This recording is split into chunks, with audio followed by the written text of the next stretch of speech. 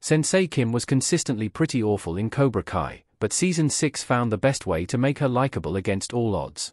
The villain was first introduced in Season 5, so she hasn't been around nearly as long as other despicable characters like John Kreese or Terry Silver. Still, Kim Dae-eun's brutal methods allowed her to develop a damning reputation pretty quickly.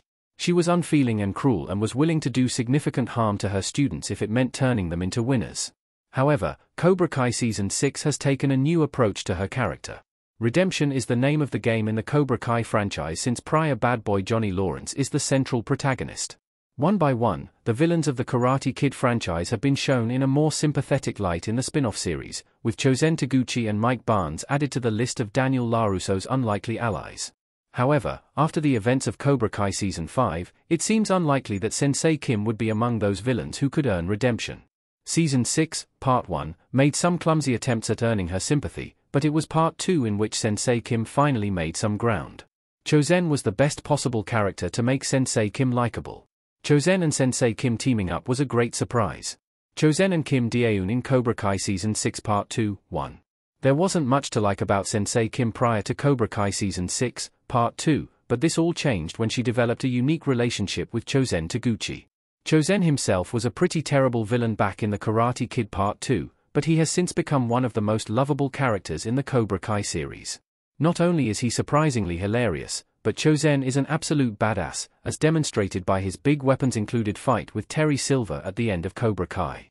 Audiences are officially rooting for Chozen and his happiness, and this has now carried over to Sensei Kim. Chozen and Kim started the second installment of Season 6 as enemies, but they found common ground because of their shared desperation to keep their students out of off-mat trouble. As they worked together on their shared goal, the duo participated in some banter and insults, even going as far as physically fighting one another at a bar. However, this quickly evolved into romantic tension. It was the perfect pairing choice on Cobra Kai's part.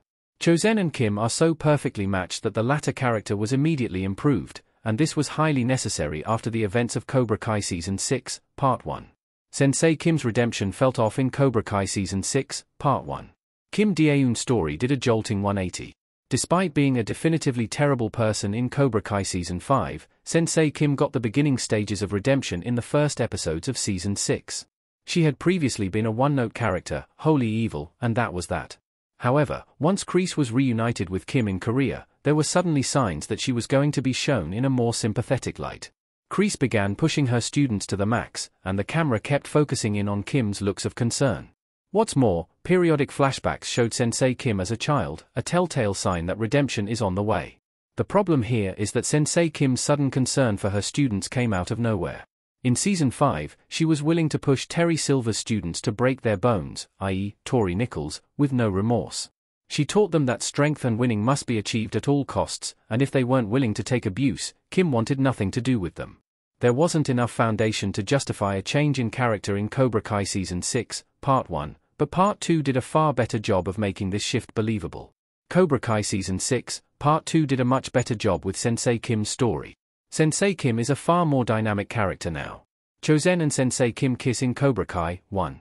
In Cobra Kai Season 6, Part 2, Sensei Kim steadily grew more frustrated with John Kreese thanks to his determination to cause drama off the mat.